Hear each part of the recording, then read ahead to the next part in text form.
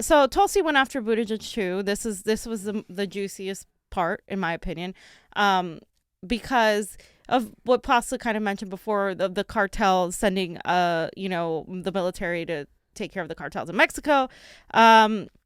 And so here she talks about the cartels, and this is where she starts accusing him. But I want to get back to Pete Buttigieg and his comment about experience.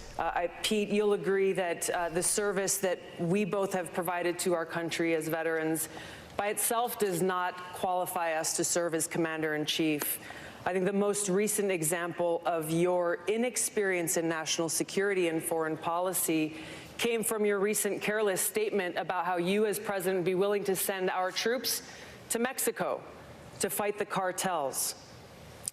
As commander-in-chief, leader of our armed forces, I bring extensive experience serving for 7 years in Congress, on the Foreign Affairs Committee, on the Armed Services Committee, on the Homeland Security Committee, meeting with leaders of countries around the world, working with military commanders of different commands, dealing with high-level national security briefings, understanding what's necessary, the preparation that I've gotten to walk in on day one to serve as Commander-in-Chief. Congresswoman, thank you. Mr. Mayor, I'll allow you to respond.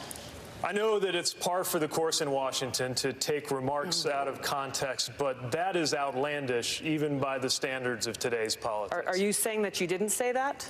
I was talking about U.S.-Mexico cooperation. We've been doing security cooperation with Mexico for years, with law enforcement cooperation and a military relationship that could continue to be developed with training relationships, for example. Do you seriously think anybody on this stage is proposing invading Mexico? That's not what I said. I'm talking about building up alliances. And if your question is about experience, let's also talk about judgment. One of the foreign leaders you mentioned meeting was Bashar al-Assad. I have, in my experience, such as it is, whether you think it counts or not, since it wasn't accumulated in Washington, enough judgment that I would not have sat down with a murderous dictator like that. Congresswoman Gabbard, let me allow you to respond. Thank you. You were asked directly whether you would send our troops to Mexico to fight cartels, and your answer was yes. The fact checkers can check this out. No. But your point about judgment is absolutely correct.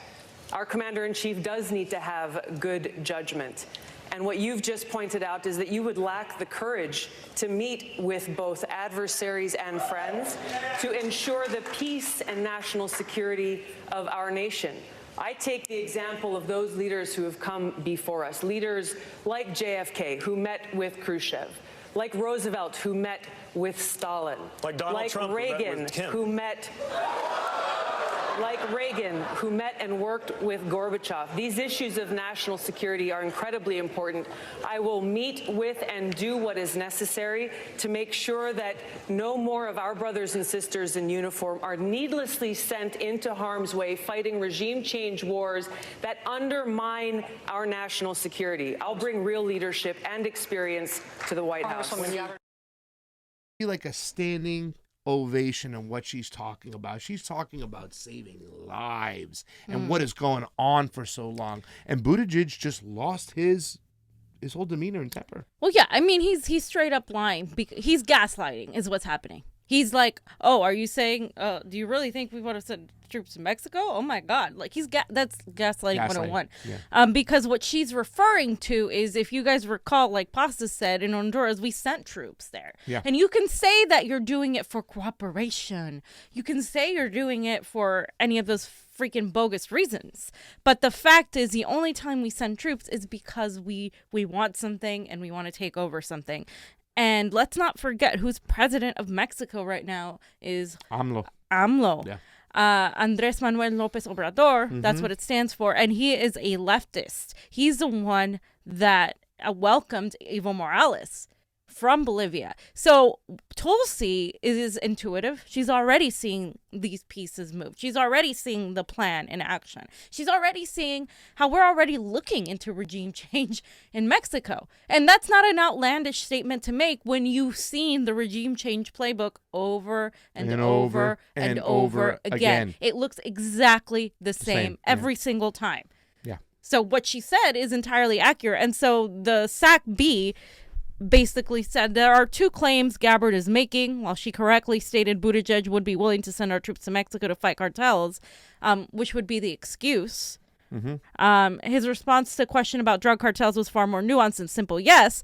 But Buttigieg also incorrectly attributed Gabbard's claim, given she never suggested Buttigieg supported invading Mexico. She never suggested that. But here's the thing. What she suggested was him sending military there to deal with the cartels, which, of course, translates to now we have military in Mexico that is going to go and help, bring about democracy and help. It's the same thing. It's a presence for money in the military-industrial complex getting paid with our tax dollars as well. And he was starting to go down that rabbit hole. And he was like, yeah, we've done security thing even. Are you really? He just pivoted off too quickly because he realizes he was talking like a warmonger about sending troops down below. It's like, wait, what do you mean we have people and we have troops in Mexico?